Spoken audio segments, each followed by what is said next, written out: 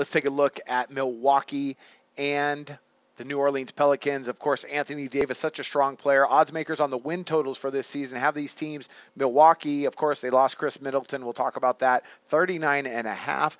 And for the New Orleans Pelicans, 36.5. I'm going to go over with Milwaukee, but I'm going to go under with New Orleans. Let's start breaking these two teams down. First, let's talk about the Bucks at 39.5. Yeah, they lost Middleton, but I kind of like the makeup of this team, and I have a lot of respect for Jason Kidd.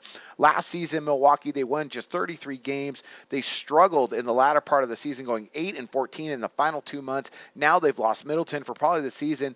But you look at kind of the guys they got going on in this cast of players, and they got some athletes. They're long. They're decently deep, not tremendously, but I think enough to where they can get to 40 wins and perhaps sneak into the playoffs. But you got Giannis Antetokounmpo, not an easy name to say, but Giannis is going to be absolutely fantastic this year. I think Jabari Parker's going to have a nice year. Greg Monroe, very good offensive player. If they can get him to play some defense, he'll be tough. And they just traded Michael Carter-Williams the other day for Tony Snell. I don't know how that's going to work out. I think Snell might be a touch better offensively. Well, Carter-Williams, he definitely struggled with the Bucks, so getting him out of there and switching him for Snell, I think Michael Carter-Williams has some talent, so maybe going to Chicago will be better for him. But Tony Snell, pretty decent player in his own right, so and he wasn't going to get any minutes with that Chicago team, so looks like he's going to be able to get in there and get some minutes with this Milwaukee team. I just think they got it. I think they have enough to get over 39.5. They got some exciting young talent, and I think they're going to get there. So they can get some things settled on the defensive end. They could be, pretty surprising, and it's kind of tough to win in Milwaukee. All right, let's talk about New Orleans. The Pelicans, Anthony Davis, and more of Anthony Davis. They lost Drew Holiday and Tyreke Evans here at the beginning of the season. I don't know how long they're going to be out.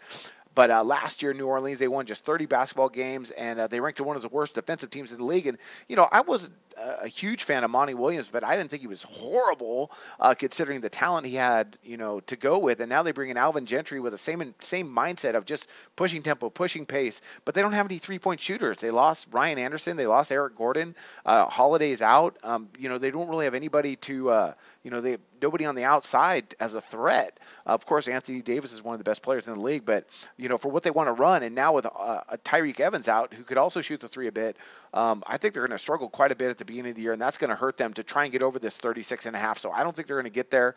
I don't know about Alvin Gentry. I respect him for his, how he wants to play the game of basketball, but defensively, his teams always seem to lax. And you got to play defense to win championships, and everybody knows that. So it's going to be tough for them to get to, to 40 wins. I don't think they're going to get over 36.5. So there's my two NBA win totals for these two franchises. I'm going to take a shot here with Milwaukee going over, even with the injury of Middleton.